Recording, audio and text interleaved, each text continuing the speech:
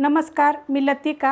आज आपण मिक्स कालवण बनवणार आहोत। त्यासाठी बघा एक मीडियम आकाराचा बटाटा घेतलेला आहे, त्याची साल काढून असे छोटे छोटे तुकडे केलेले आहेत। एकदम थोडासा फ्लावर घेतलेला आहे आणि एक छोट्या आकाराचं गाजर घेतलेलं आहे, त्याची साल काढून मी बारीक तुकडे करून घेतलेले आहे।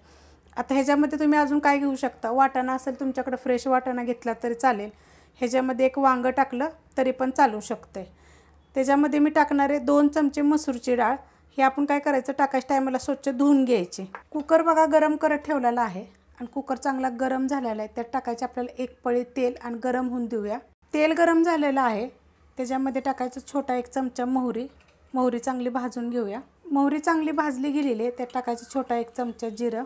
त्यात टाकायचं आपल्याला कढीपत्ता। त्यात टाकायचं आपला एक मीडियम आकाराचा कांदा एकदम बारीक असा कापून घेतलेला आहे।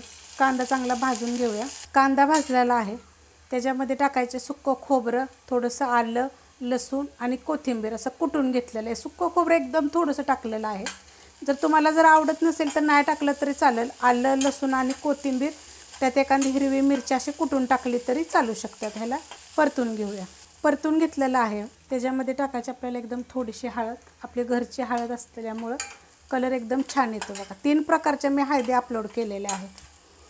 त्यात टाकायचं आपल्याला टोमॅटो छोट्या आकाराचं टाकलेलं आहे आणि ह्याला आता चांगलं परतून घेऊया।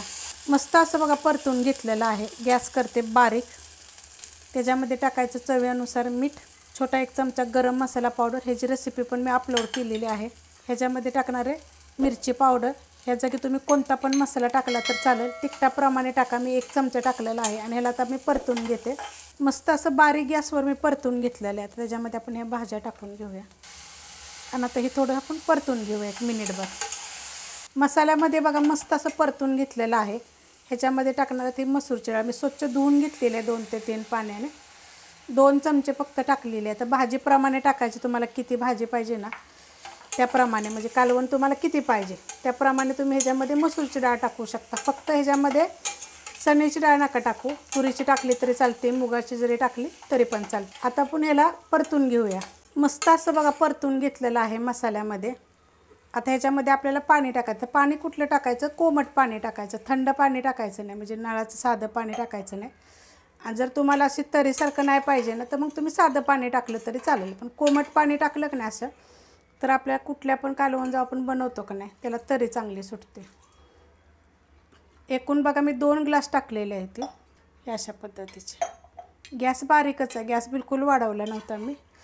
आता तुम्हाला पाहिजे तर तुम्ही ह्याचा गॅस मिडियम बी करू शकता आणि शिजून देऊया। जर पाहिजे तर तुम्ही कुकरचं झाकण पण लावू शकता। तर मी कुकरचं झाकण नाही लावणार, असं शिजून देणार आहे एक 15 ते 20 मिनटं। बारीक गॅसवर बघा शिजत ठेवलं होतं, मस्त असं बघा शिजलेलं आहे। आपली डाळ पण ह्याच्यामध्ये चांगली शिजलेली आहे, अशा पद्धतीत होतं। जर तुम्हाला पाहिजे तर अजून पातळ करू शकता ना, ते एवढं घट्ट असं म्हणजे लपथबं, जसं भाकरीबरोबर भातावर तुम्ही खाऊ शकता। डाळ पण एकदम छान अशी बघा शिजली गेलेली आहे।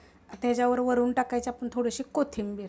काय होतं, उन्हाळ्याच्या दिवसात का नाही भाज्या पण पटकन भेटत नाही, तर जे असेल त्या भाजीमध्ये थोडं थोडं जर घरात काय शिल्लक असेल का नाही त्याच्यामध्ये तुम्ही अशा पद्धतीत एकदा करून बघा। रेसिपी आवडली तर लाईक करा, सबस्क्राईब करा, कमेंट करा आणि शेअर बी करा।